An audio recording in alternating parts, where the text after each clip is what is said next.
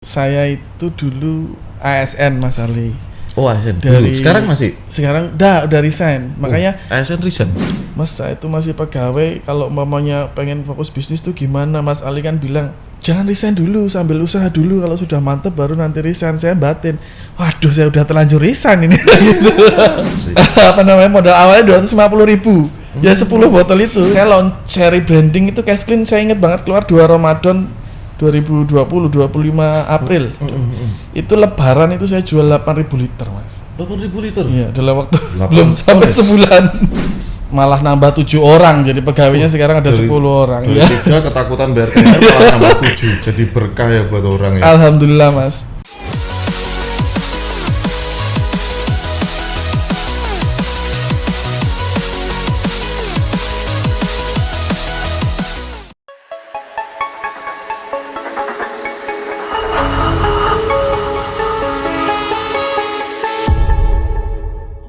Assalamualaikum warahmatullahi wabarakatuh, para profit maker yang saya hormati. Alhamdulillah saya kedatangan tamu lagi yang kali ini dari Semarang ya. Ini ada Mas Dingko. Selamat siang Mas Dingko. Siang Mas Ali. Alhamdulillah bisa hadir di podcast saya. Saya pengen banget tanya-tanya tentang produknya ini karena produk ini fenomenal gitu. Dengar-dengar ini sudah terjual dengan omset lebih dari 3 miliar. Alhamdulillah. Nah, ini apa yang istimewa dari produk ini? Ya, ini sebetulnya produk yang biasa, cleaner untuk keramik, porselin dan untuk wajan. Gitu. Ya, Tadi cerita untuk wajan, tapi kan untuk wajah gitu. Bisa untuk keramik, bisa untuk wajan, bukan wajah ya, wajan. Pantat wajan Mas. Pantat wajan. Pantat wajan, bukan wajah wajan. Pokoknya ngono lah. Nah, Mas Dingko, ini apa yang terjadi sama Cash Clean ini? Dari mana idenya? Terus kemudian gimana sih dengan awal-awal sampai kepikiran bikin Cash Clean? Jadi ceritanya itu kan saya itu dulu ASN Mas Ali. Oh ASN dulu. Sekarang masih? Sekarang udah resign. Makanya ASN resign? Dari tahun 2007 sampai saya resign itu 31, maksudnya nggak ngantornya itu 31 Agustus 2017.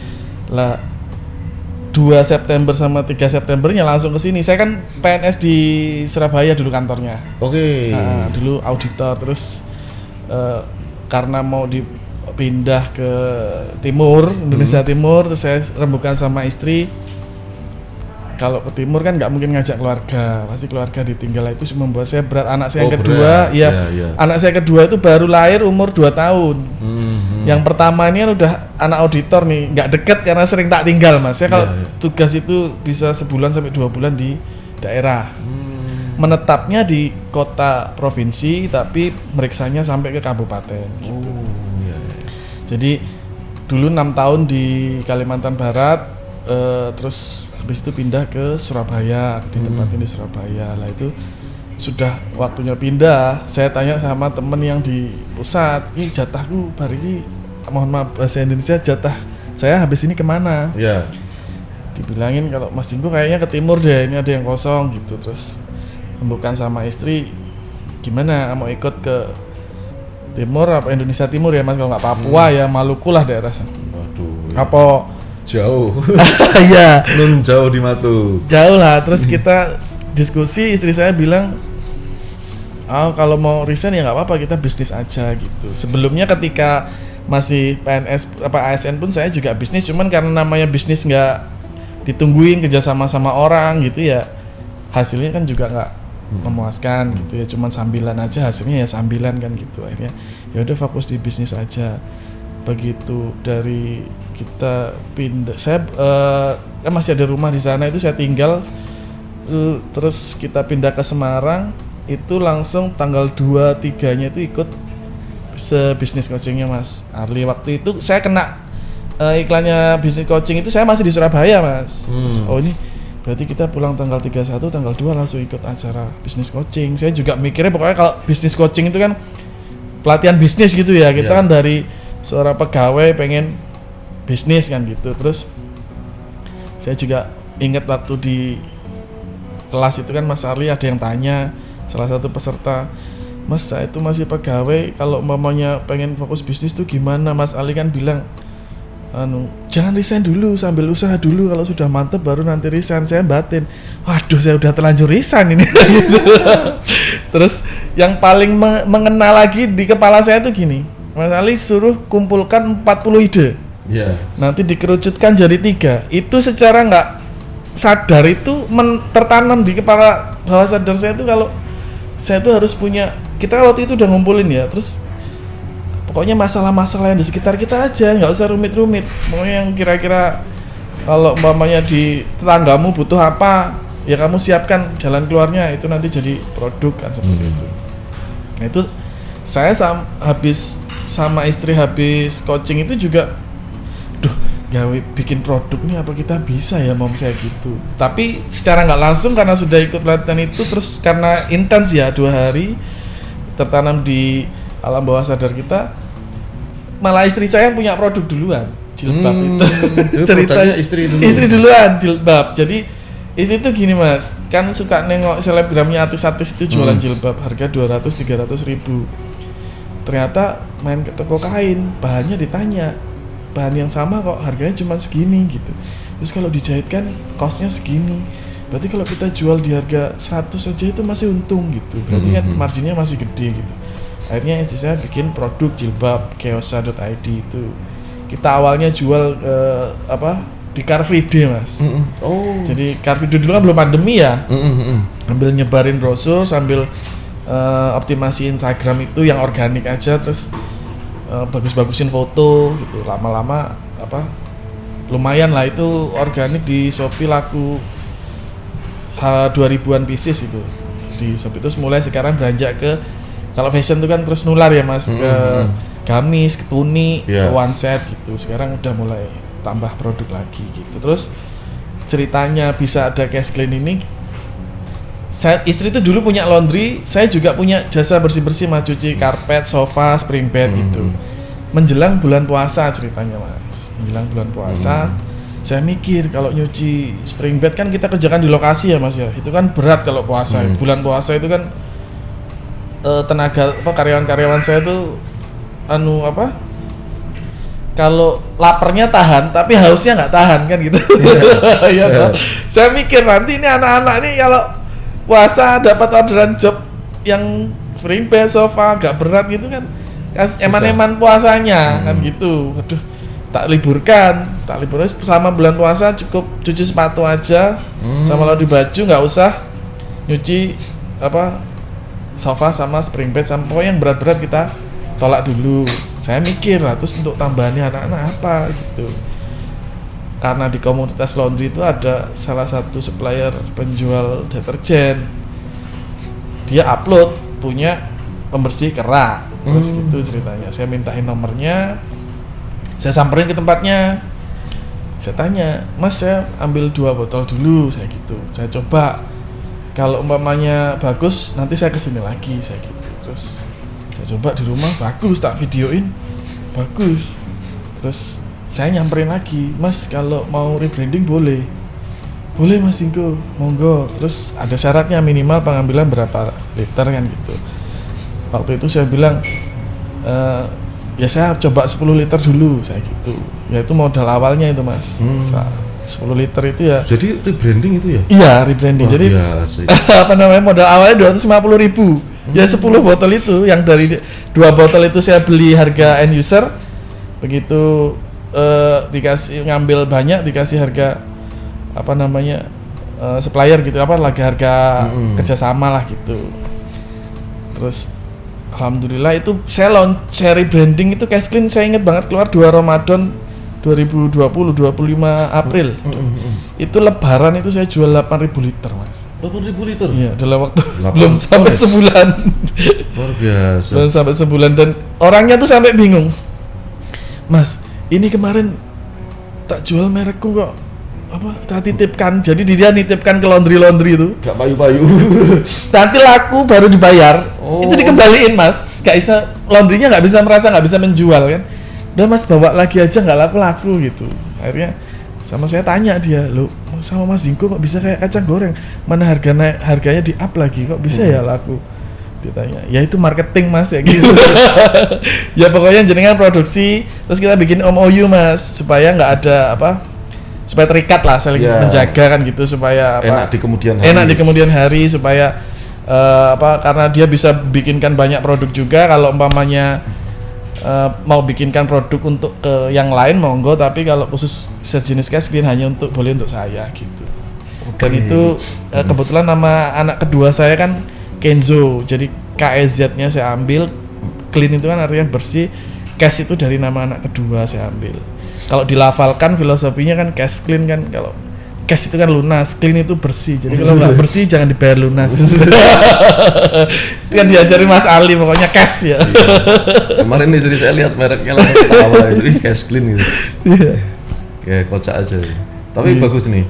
Nah, setelah itu dijual kemana aja mas ini cash clean ini? Awalnya itu dulu saya cuma posting lewat ya seadanya itu mas, seadanya posting lewat WA. Jadi nggak nawar-nawarin ya, cuman posting lewat status WA sama Facebook. 8 pembeli pertama itu semua jadi reseller. Terus sampai sekarang alhamdulillah masih aktif. Terus mulai banyak lagi reseller, terus dari sekarang totalnya 34 kota di seluruh Indonesia yang ada. Dari Kalimantan ada, Sulawesi ada, Sumatera ada, Papua juga ada, sampai Manokwari sana ada. Terus alhamdulillah yang paling membuat saya bahagia ya mas ya, itu pabriknya itu kan Maret 2020 itu kan awal-awal pandemi ya kan, 2019 di Cina, masuk Indonesia Maret, saya April bikin cash clean. Itu pabriknya bilang gini, mas ini nanti kira-kira bakal laku lebih banyak nggak? Tanya sama saya gitu waktu awal-awal itu. Dia bilang, lah kenapa mas? Ini tenagaku kan cuma 3, ini karena sepi. Kalau deterjen saya bisa ngolah sendiri sama istri, mau saya rumahkan karena nanti daripada nunggu lebaran kan harus kasih THR katanya gitu. Saya bilang kasih saya waktu 2 minggu mas. Kalau umpamanya nggak laku ya jenengan rumahkan, kalau doakan laku bisa nambah, saya bilang gitu. Alhamdulillah ya itu karena malah nambah 7 orang, jadi pegawainya sekarang ada 10 orang. Dari 3 ketakutan bayar THR malah nambah 7. Malah nambah 7 jadi 10. Jadi berkah ya buat orang ya. Alhamdulillah mas. Kalau masalah untuk reseller itu cerita yang paling haru itu di Klaten mas. Jadi ada guru honorer, gajinya sebulan 750.000. Pandemi sekolahnya kan online semua, terus jadi dia nganggur. Kebetulan ada saudaranya jadi agen saya, terus dia ikut jualin. Alhamdulillah itu bulan pertama itu Klaten itu minta 1000 liter mas. Setelah lebaran minta 1000 liter. Saya tanya kok masif sekali, saya samperin. Ternyata ya itu ada guru honorer, dia tawarin rumah ke rumah mas, jadi full offline jadi jualannya, nggak pakai online, full offline. Terus saya datang tuh, saya tanya gimana mas, namanya mas siapa sih lo, Mas Rahmat apa siapa? Pak Dinko ya, iya. Oh jenengan yang punya cash clean? Enggak mas, gimana? Matur nuwun pak, saya seminggu sekarang bisa dapat 6 juta gitu. Lah dulu gajinya berapa? Sebulan 750.000 katanya. Alhamdulillah ya itu saya sampai mau ditraktir mas. Saya masih mau makan kemana saya traktir. Enggak matur nuwun mas, saya cuma sebentar gitu. Saking senengnya dia cerita bisa bantu orang tuanya, bisa bantu saudaranya, ya itu tadi. Ya itu kan nggak bisa dihargai sama uang ya mas. Betul. Kenyamanan itu. Seperti apa, kebahagiaan, loss gitu rasanya. Tidak. Selama ini saya jual sendiri lewat marketplace dan Facebook Ad juga ya, mainkan juga. Oke. Karena banyak manfaatnya, dan tambahan nanti kalau umpamanya ada yang butuh khusus masjid musola gratis mas. Jadi nanti saya yang kirim. Kalau umpamanya ada, biasanya ada yang nanggung ongkos kirimnya dari uang kas masjid. Tapi kalau enggak pun tetap saya kirim, ongkosnya yang nanggung, saya enggak masalah. Alhamdulillah. Khusus masjid dan itu dan ngirim ke seluruh Indonesia kita kirim, khusus masjid dan musola. Gratis gitu. supaya tambah berkah ini. Mantap. Karena nggak bisa nyumbang tenaga bersih-bersih, kita nyumbang cairannya. Semoga menjadi ladang pahala. Amin, juga, makasih Mas Arul. Oke, Mas Dingko, pengalamannya ikut di bisnis coaching sampai jadi produk sampai hari ini, itu apa sih sebetulnya yang membuat yang faktor-faktor yang paling berpengaruh dari pelatihan tersebut yang pernah jenengan? Kalau yang paling saya rasakan yang pertama ya Mas ya, itu mindset. Bisnis itu kan masalah mindset, bukan punya modal atau enggak. Saya nggak ngajarin ini kok. Lah enggak. Dan ini hitungannya telat ya Mas. Saya nggak ngajarin bikin resepnya, dia juga nggak bikin resepnya. Gitu loh. Nggak bikin resepnya, iya. Tapi ada satu di situ ya, kita kalau mau nggak mau produksi ya rebranding, nggak mau rebranding dan seterusnya ada tipsnya. Iya benar. Itu mindset Mas yang pertama. Mindset. Dulu saya pegawai full kerja 9 to 5 jam 9 masuk jam 5 pulang gitu terus selama 11 tahun. Jadi terus berubah bisnis di rumah, harus punya saya dulu awalnya dropshipnya orang Mas. Dropshippernya orang, jual sepatu, jual kaos, jual casing HP. Apa wae ya? Iya, pokoknya apa wae, karena itu tadi kan passionnya kan di marketing Mas. Jadi dulu nggak berpikir punya produk, tapi karena Mas Ali ikut coachingnya itu, jadi kan secara nggak sadar tuh, kalau ideal dulu kan pedoman saya gini, mendingan nggak punya produk tapi bisa jualan daripada punya produk nggak bisa jualan. Tapi yang paling ideal kan punya produk bisa jualan. Ya, gitu. Itu kan tertanam di dalam bawah. Akhirnya jadi muncul kayak gini, istri saya bisa bikin merek jilbab sendiri, sekarang udah pakaiin selebgram, udah video-videonya. Jadi yang buat materi iklan itu udah nyewa selebgram, udah. Jadi ya itu tadi, kalau kita dulu tuh pernah saya tuliskan Mas, jadi saya punya mimpi, saya tuliskan, jadi apapun yang saya lakukan arahnya ke sana lah. Itu tadi kebetulan dibantu mampir ke bisnis coaching itu jadi tambah tegas lah. Jadi mantep, nggak salah arah lah istilahnya. Ini saya ikut bangga saudara dengan kehadiran Cash Clean ini ya, apalagi ini adalah bisnis yang dimulai juga modalnya sangat kecil ya saat itu. Oh iya, 250.000. Berarti jauh dari riba itu. Tidak butuh riba. Bisnis yang tidak butuh riba karena modalnya dulu sangat kecil, terus digulung-gulung sekarang jadi besar, alhamdulillah. Terus nah itu sesuai banget, kalau zaman dulu bisnis dari riba untuk riba gitu. Tapi kalau ini tidak, dari sedekah untuk sedekah kan gitu. Pada saat mulai bisnis ya rajin-rajin aja sedekah, ketika bisnis sudah gede ditambahin lagi sedekahnya.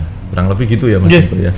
Pokoknya nggak ada yang sia-sia, yang penting ikhtiar aja terus sampai ketemu nanti. Kalau nggak bisa bikin produk sendiri pun nggak masalah, bisa jualkan produk orang dulu kan gitu. Jadi don't rich people difficult. Ya, ojo kayak emang susah. Dibikin simple. Nek pengen produksi bisa belajar produksi ya boleh, nggak bisa produksi ya pakai produk orang atau minimal jualin produk orang juga udah bisa. Bener. Ya, mau di rebranding yo monggo, mau dijual merek itu apa adanya yo tetap dapat duit. Itu tadi apa yang 1 minggu 750 1 bulan guru honorer ya toh.